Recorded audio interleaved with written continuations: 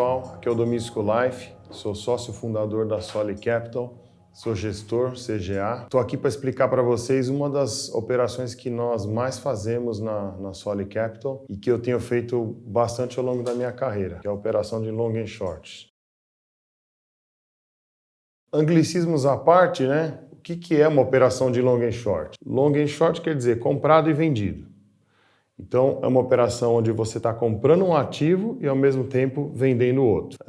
Por que eu gosto dessa operação? Porque é uma operação que ela independe da direção do mercado. Se o mercado vai subir, se o mercado vai cair, você não tem exposição e risco de mercado nessa operação. Então, se você está comprando 100 mil reais de um ativo, você está ao mesmo tempo vendendo 100 mil reais de outro ativo. Sua posição é adirecional.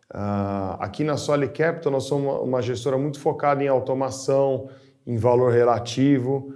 Isso vem do meu histórico de carreira, onde eu sempre fui um cara focado nesse tipo de operação, derivativos, operações onde você arbitra a curva de juros, ou moeda contra a bolsa. Então a gente sempre procurou extrair aí um alfa de operações onde você tenta eliminar o risco direcional, tá? Então é daí que vem essa preferência por a gente estar fazendo o long and short. Então, mais uma vez, como eu disse, né, o long and short é comprado e vendido. Então, em inglês, long, comprado, short, vendido. Como é que funciona essa operação? Então você tem parte comprada da operação, você vai debitar a sua conta e vai receber um ativo, né? Se for um ativo de bolsa, então você operou hoje em D0, daqui 2 dias sua conta debita o dinheiro e aparece um ativo comprado. Só que ao mesmo tempo, no mesmo dia, você vendeu, porque o long e short você faz ao mesmo tempo, né? Então ao mesmo tempo que você comprou um ativo, você vendeu outro. Só que assim, a operação da compra é uma coisa e a da venda é outra. Então as pessoas perguntam, como que eu consigo vender uma coisa sem ter? É aí que está a parte que a maioria das pessoas não entendem. Como é que eu estou vendendo uma coisa sem ter? Então, imagina assim, você tem um imóvel que você achou muito caro, naquele preço, fala, nossa, isso aqui está um preço absurdo, eu gostaria de vender e comprar de volta depois. Então imagina que você vendeu aquele imóvel sem você ter, e uma pessoa que comprou vai entrar para morar nele e você não tem. Então o que você faz? Você aluga de alguém, coloca para aquela pessoa para quem você vendeu morar e essa pessoa vai estar recebendo o imóvel e depois, quando o preço cair, você vai lá e compra ele de verdade, devolve aquele aluguel. Então a parte da compra, você comprou, recebeu o ativo, debitou o dinheiro da conta. A parte da venda, você vendeu o ativo no mesmo dia e vai receber o dinheiro por aquela venda.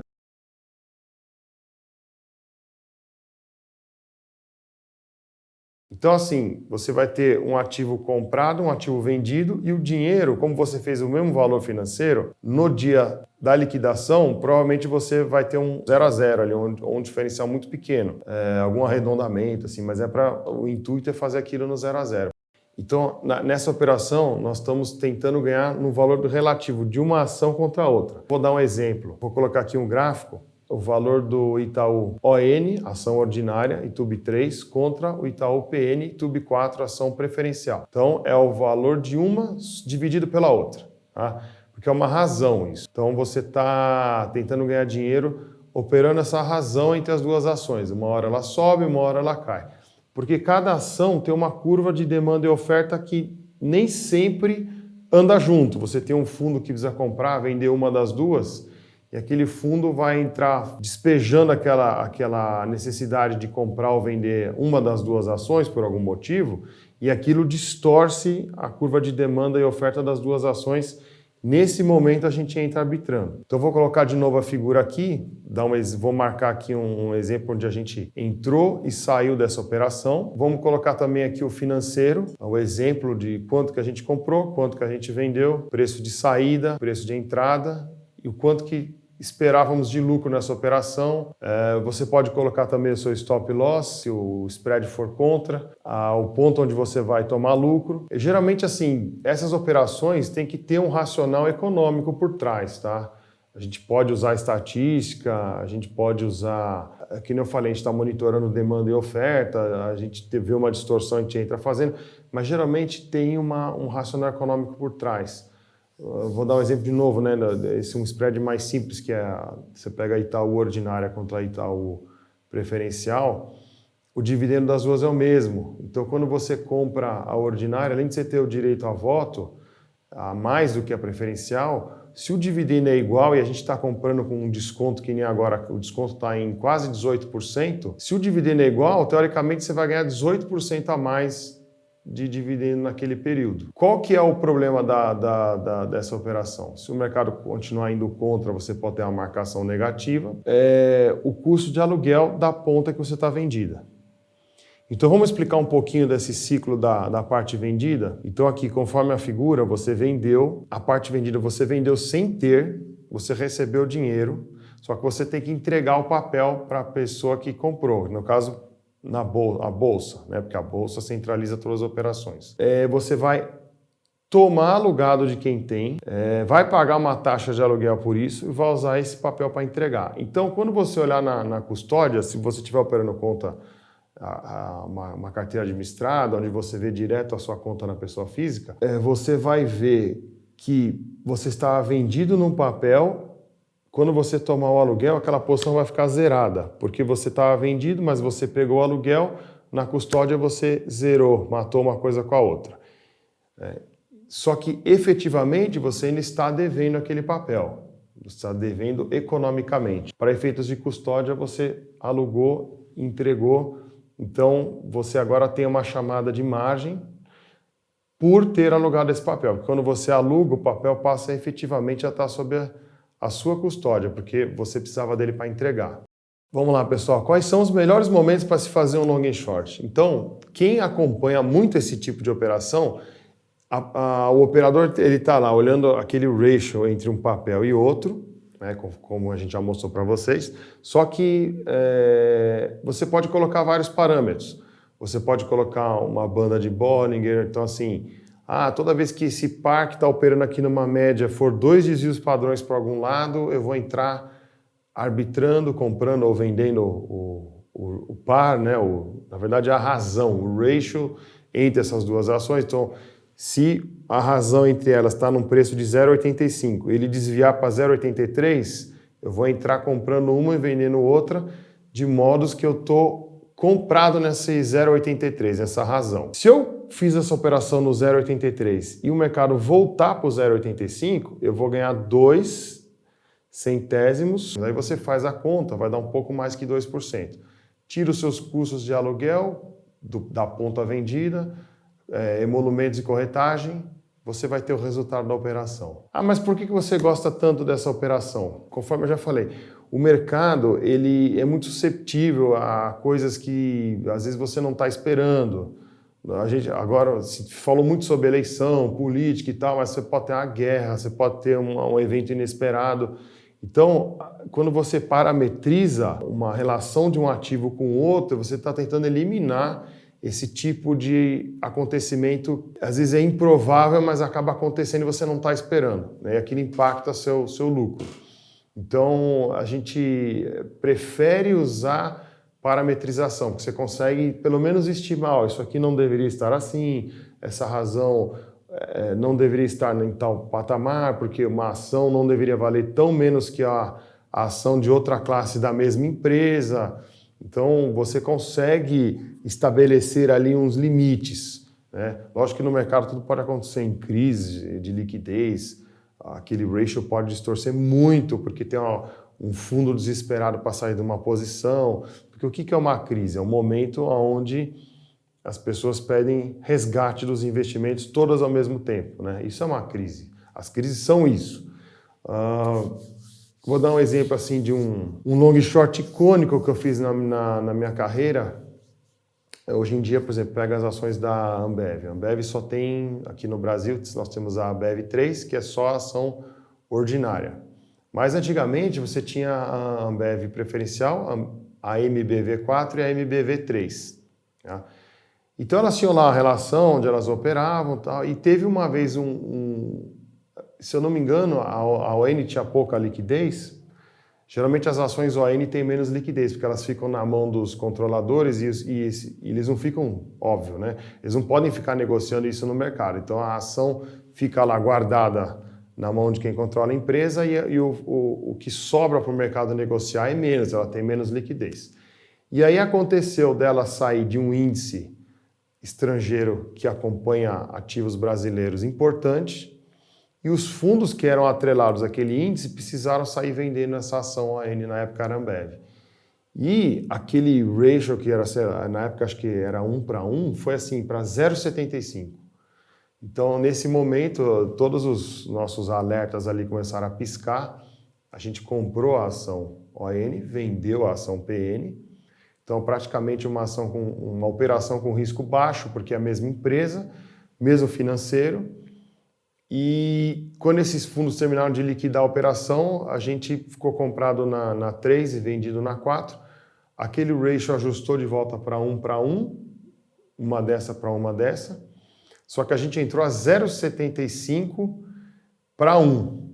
Né? Então, faz a conta, nós ganhamos 0,25 sobre 0,75, quase 30% de lucro, praticamente sem risco direcional. Essa foi uma operação icônica, é uma coisa que acontece raramente, né? Não é toda hora que tem uma oportunidade dessa. Se eu não me engano, isso foi em 2010 ou 2011, já faz bastante tempo. Eu estava na mesa de um banco, a gente fez a operação para o banco, ganhou dinheiro. E hoje em dia tem oportunidades parecidas, às vezes, a maioria das vezes faz para ganhar menos, né? Dificilmente você vai ganhar 20, 30%, mas acontece também. E estamos assim constantemente, tá? Pessoal, tem algum limite de capital para fazer a operação de long and short?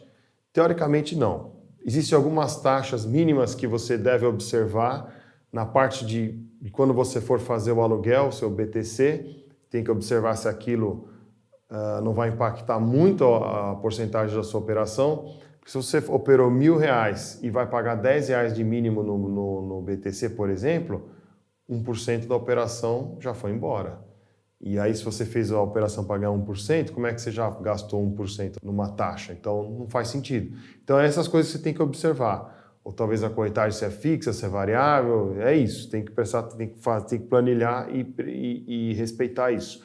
Na parte, se o player for muito grande, aí ele vai ter que prestar atenção na liquidez do papel. E é o que eu falo, às vezes a gente está se aproveitando porque tem alguém muito grande precisando de liquidez e está distorcendo aquela relação entre duas ações que deveriam andar assim, ela começou a andar assim, e nós entramos aqui comprando, né, exatamente porque teve alguém distorcendo isso. Então, o limite para baixo deve-se observar as taxas mínimas e, no caso de um player muito grande, se observar a liquidez dos papéis e o quanto que aquilo vai impactar. Bom, tudo isso que eu falei é para aquela pessoa que quer estar tentando operar, aprender a fazer sozinho e tal. Aqui na Soli Capital a gente já facilita tudo. Nós temos várias estratégias, vários tamanhos de carteiras.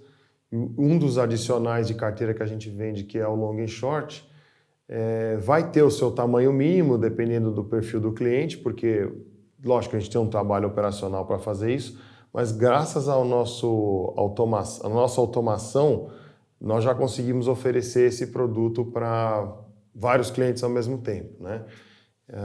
Então, assim, aí você conversa com o seu banker, vê o mínimo, o custo que seria para fazer, o que é o retorno esperado, mas a gente já consegue oferecer esse produto. Eu vou deixar o link aqui na bio para quem quiser ver em mais detalhes, tá?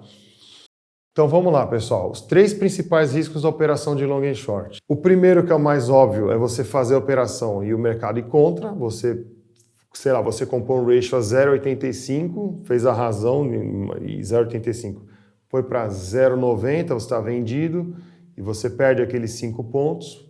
Esse é o risco normal de mercado. Fez, piorou o preço, perdeu.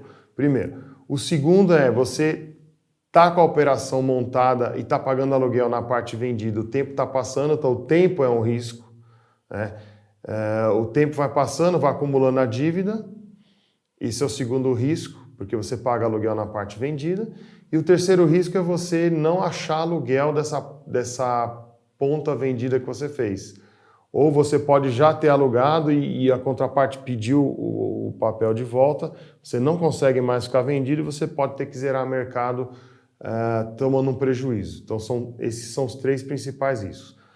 Aí pode se perguntar quanto tempo dura uma operação de long and short. Já aconteceu de nós fazermos e zerar no mesmo dia, porque o mercado teve uma distorção momentânea, a gente fez e já ganhou, zerou no mesmo dia, nem fomos alugar. Se você faz e desfaz no mesmo dia, você nem precisa alugar o papel, né? Você configura um day trade numa parte e talvez um day trolha na outra, que a gente chama, né? Mas no líquido você sai ganhando.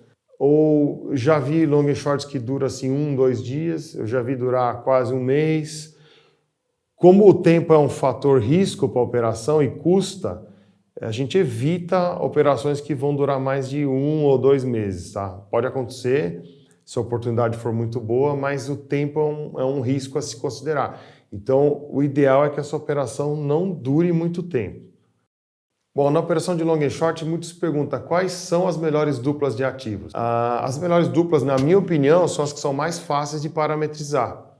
Então, geralmente pode ser ações de classes diferentes da mesma empresa, porque teoricamente você está operando o mesmo ativo, o mesmo risco. Então, se você tem ação ordinária e preferencial de um banco grande, né, de um Itaú, de um Bradesco, você está fazendo um Santander, você está fazendo a classe ordinária quanto a classe preferencial, aquilo tem um limite para oscilar, né, em condições de normalidade, né, lógico, em grandes crises eu já vi de tudo, mas tem um limite para aquilo, porque é mesmo você está operando a ação da mesma empresa, aí uma paga mais dividendo, a outra paga menos, direito a voto, mas aquilo tem como você precificar e parametrizar. Então eu prefiro sempre diminuir, não gosto muito de fazer long and short entre empresas diferentes, porque a volatilidade disso é muito alta. Você pode fazer sim, mas tem que levar em conta que o risco é muito maior.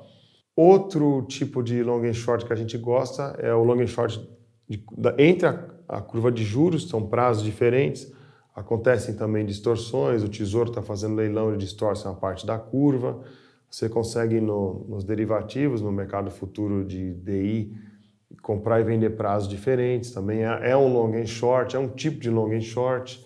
O long and short macro, a gente faz também às vezes a moeda contra a bolsa, ou moeda, bolsa e juros, porque existe uma relação ali. Se os juros sobem muito, teoricamente o real deveria se fortalecer, e o real se fortalecendo, a bolsa teoricamente cai, porque você aumentou o custo de oportunidade. Então, assim, esse é o long and short macro que a gente fala. Ele também é bastante querido aqui por nós. Nós acompanhamos bastante, podemos fazer essas operações nos fundos. Estamos preparando isso para também um dia fazer para os clientes, né? Lógico que é uma operação um pouco mais difícil de explicar, mas é uma operação também que a gente acompanha muito aqui.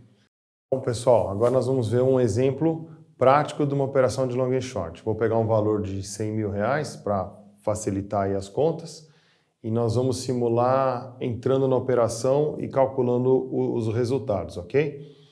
Então, vamos lá. Eu vou mostrar aqui para vocês. Então, capital de R$100 mil. Vamos supor que nós vamos entrar nesse ratio. Hoje, o ratio de Itaú 3 e Itube 3 sobre Itube 4 está em 0,835. Então, nós temos que esse é um bom preço de entrada para você comprar a Itaú ON e ficar vendido na Itaú PN. Por quê? Elas pagam o mesmo dividendo, então você está comprando 17% a mais quase da ON com o mesmo valor financeiro do que você está vendendo na PN. Então, como é que a gente faz a conta? Então, temos aqui R$100 mil. Hoje, a Itaú 4 custa R$30. Então, esses R$100 mil na parte vendida, você vai dividir os 100 mil pelos 30, dá 3.333, só que, lógico, as ações operam de lote de 100 em 100. Então, 3.333, vamos arredondar para baixo, que é onde está mais próximo, então você vai vender 3.300 ações de Itaú 4, ao mesmo tempo em que você vai pegar R$100 mil também, que é a nossa exposição teórica, e vai comprar Itaú 3, que hoje custa 25,05. Então, dividindo de novo, você vai ter aproximadamente 4 mil ações de Itaú 3. Então, a operação mais próxima desses 100 mil reais no momento é: você vende 3.300 ações de Itaú 4 a R$30, compra 4 mil ações de Itaú 3 a 25,05, que é o preço equivalente desse ratio de 0,835, ok? Então, fizemos a operação. A operação tá colocada. Vamos supor que essa operação deu um lucro e essa razão que hoje é de 0,835 passou a ser 0,855. Então, a razão do preço da Itaú 3 dividido pela Itaú 4, que no início da operação era de 0,835, passou a ser 0,855. Então vamos supor que o tempo passou, a Itaú 4 que nós vendemos a R$30, hoje ela está a R$31. E nessa razão de 0,855, a Itaú 3 hoje vale R$ 26,50. Então, vamos fazer a conta? Então nós tínhamos vendido 3.300 ações a 30, hoje ela vale R$ 31, que nos gerou um prejuízo de R$ 3.300. Porém, a Itaú 3, que nós compramos a 25,05, 4 mil ações, hoje ela está valendo R$ 26,50, o que nos deu um lucro de R$ 5.800. Subtraindo uma coisa da outra, na verdade, né, você vai pegar o seu ganho, subtrair o seu prejuízo, nós vamos ver que ao liquidar a posição, vamos sobrar com R$ 2.500 de lucro, que é a resultante desse ratio ter saído, dessa razão, ter saído de 0,835 para 0,855. Eu peço desculpa de ficar falando, às vezes, eu peço desculpa pelo anglicismo de ficar falando em inglês, mas é que no mercado a gente acaba acostumando muito a falar assim, as palavras é ratio, long e short, é mania de falar assim, mas falando em português é a razão, né? Então a razão que era 0,835 quando nós compramos, então a gente comprou a Itaú 3 e vendeu a Itaú 4 nessa razão. Passou o tempo, a razão foi a nosso favor, então nós estamos comprados no numerador, que é a Itaú 3, dividido pelo denominador, que é a Itaú 4, que dava uma razão de 0,835.